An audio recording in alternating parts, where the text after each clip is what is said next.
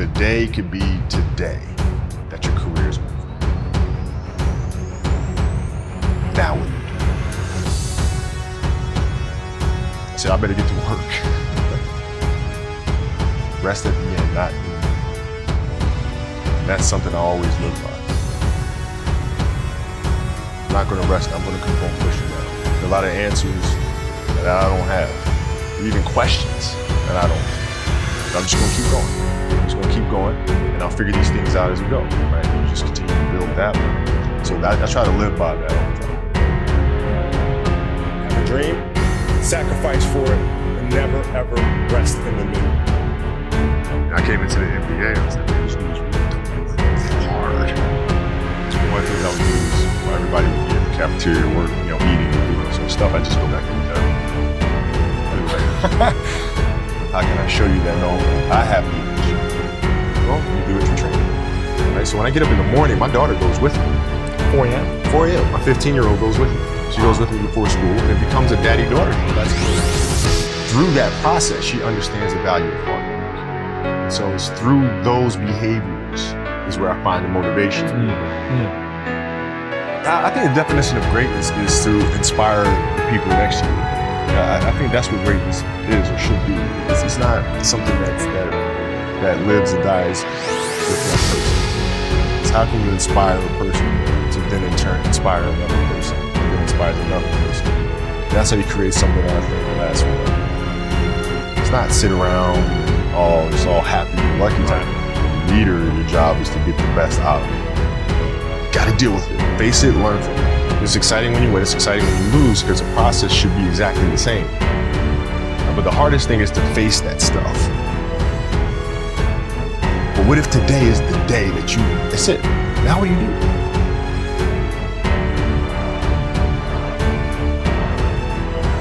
What can I say? Mamba out.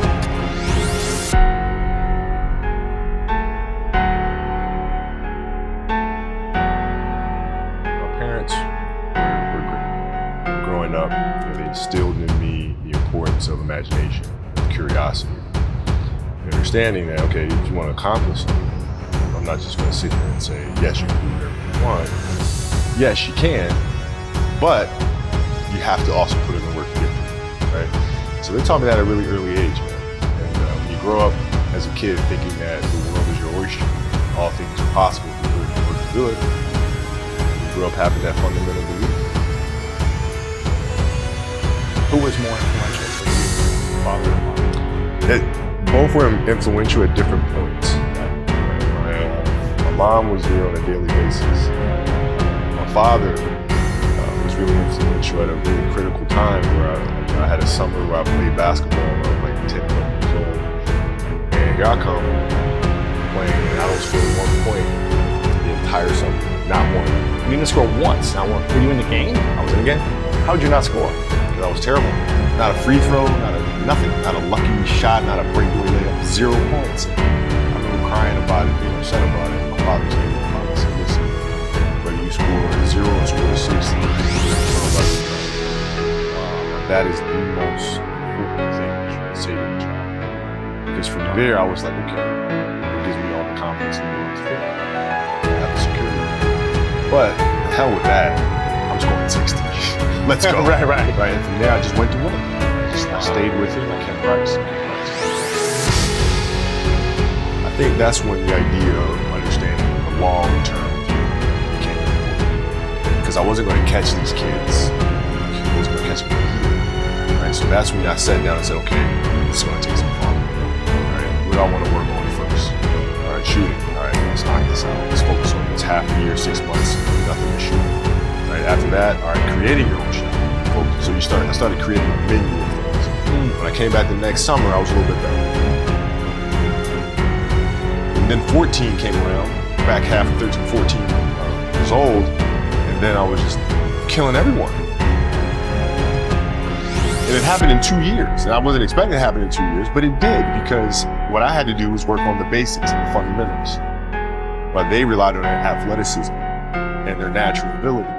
And because I stick to the fundamentals, it just caught up to me. And then my body, my knees stopped hurting. I grew into my frame. and then your athleticism. Once you have the fundamentals, the hard work, the mindset, and you tack on the athleticism, it's game over. Then it was game. Wow.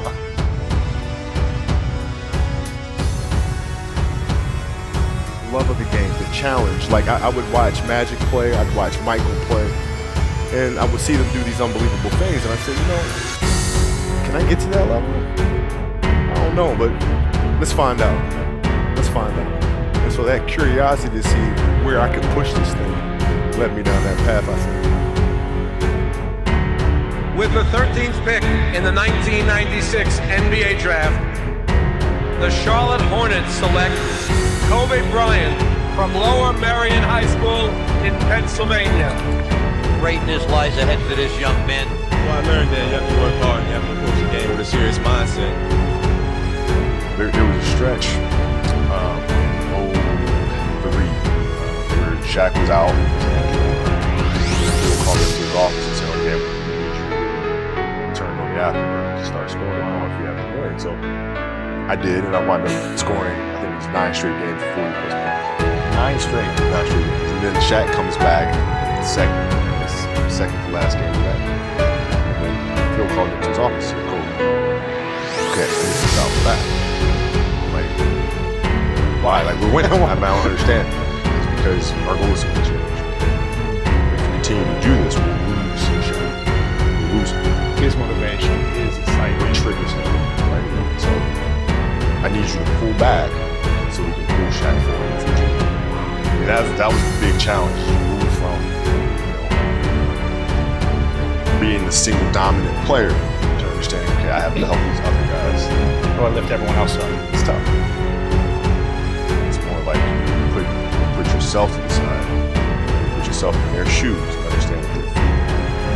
And then you have to make certain decisions of, okay, what buttons do I need to push for this player to get them to the next level? So it's not sit around, it's all happy or lucky time. The leader, your job is to get the best out of it.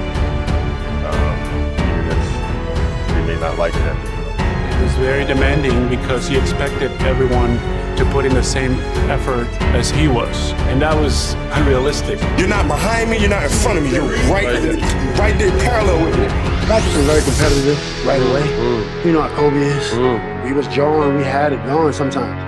He didn't let me slip a lot. Times where I get ejected or about to get a technical foul or going off the deep end. He would be there to, set me straight a lot, which helped me out a lot. So we get in the timeout, he's like, hey, I'm open. I'm like, okay. And so we go out and same thing, comes, hey, I'm open. Okay. And we come back in, hey, dude, you gotta throw me the ball. I said, man, fuck that. Get it off the rebound if I miss, bro.